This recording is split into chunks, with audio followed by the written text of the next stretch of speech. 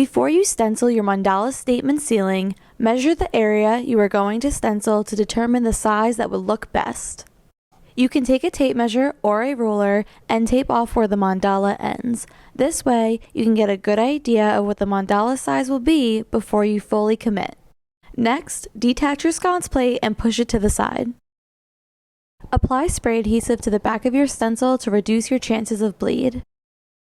Take your professional stencil brush and dip the tip into your paint. Swirl it around your plate, working the paint into the bristles.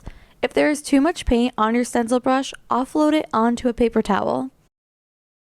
This is an optional step, but if the plastic is interfering with your sealing fixture, you can trim it down with scissors. Add blue painter's tape to your mandala stencil and place it on your ceiling. Rolling a dry, dense foam roller over your stencil will make it stick to the ceiling and ensure that it's completely flat. Mandala stencils are filled with different shapes. When stenciling, we recommend using our 4-piece professional stencil brush kit. It comes with 4 different size paintbrushes that are perfect for any size opening.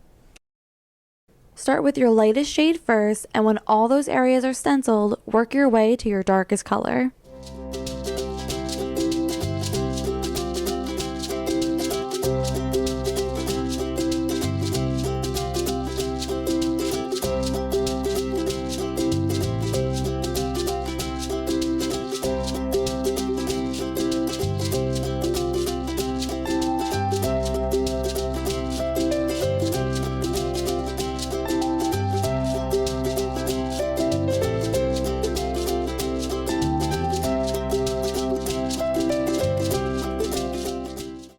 Align your mandala stencil with the previously painted area and repeat.